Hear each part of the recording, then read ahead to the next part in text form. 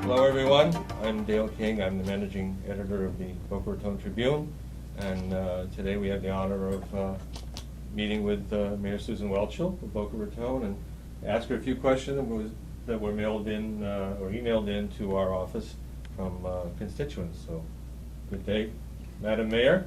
Hello, Dale. Good nice to have you in my office, and nice to be here. I'm especially thrilled that we have a local newspaper again. So, welcome. We're always glad that you're part of it. We're going to jump right into the questions because we want everybody to know what's going on in the city.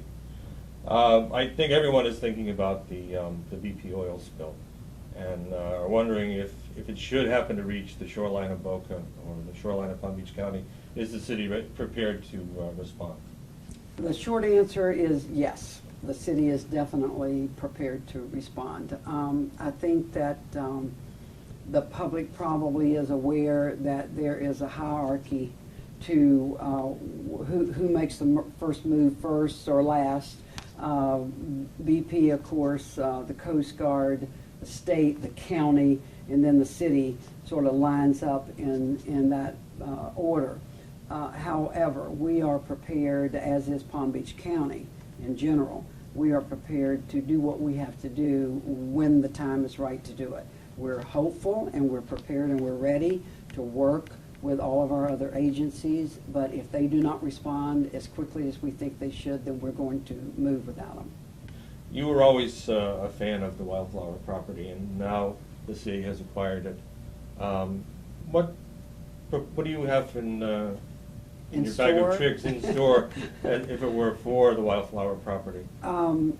That's a very good question, and just to put everyone's mind at ease, we have not held any official meetings as it relates to exactly what's going to go on the Wildflower, but we have always said collectively as a council, we have always said that if we were so able to purchase the property, that we would be looking to do a public-private partnership on that piece of property, assuming that there would be a restaurant that would then have a promenade down to the waterfront and would open up our downtown so that boats could come in. There would be some slips for them to dock at and enjoy the ambiance of having our downtown actually have an opportunity to exist on the water. Speaking of downtown, the library, the new library, it's been an issue in the past couple of years and the past couple of budgets. Where do we stand with the budget, with the library? Well, we are in good stead. Certainly it is going to come to fruition, and it's going to really go into design, construct stage in probably about 90 days, at least into the design phase. It's a $9.8 million project with another $2 million with furnishings and accessories, and we're waiting to pass within the next, like I say, 90 days, exactly what this library is going to look like, and get the design done and move it forward. We're looking forward to seeing it in 2011. One thing I'm wondering how happy it's going to make people, but after years of free parking virtually everywhere in the city, the city council has approved the creation or the installation of parking meters in Meister Park, near the beach, and downtown. Some people wonder, why is that necessary?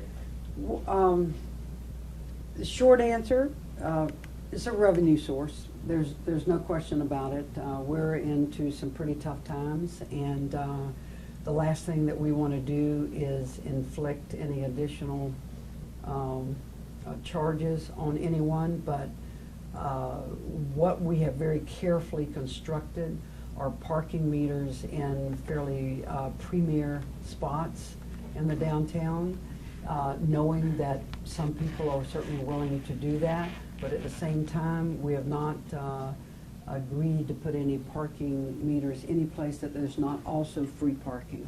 So it really is a choice.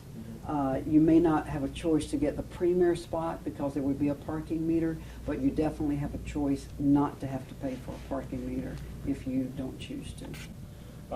During your recently completed goal-setting sessions, you were discussing a number of, you were discussing the need to find additional revenue sources True. because of the fact that some of the revenue streams are now drying up. Yes, they are. To use Yes. a metaphor.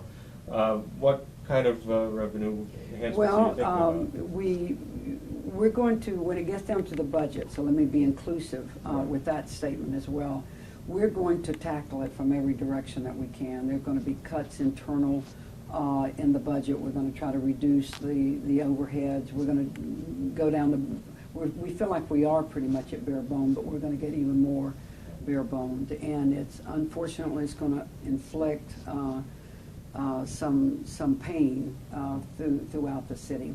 But certainly looking at user fees will be primary. The parking meters themselves, as just discussed. We will take a look at annexation, which would have to be a cash positive for us to even consider annexation, but we will be taking a look at it. And we'll take another look at the red light cameras. They're going to come back, and we're going to have to discuss that again and make a decision on.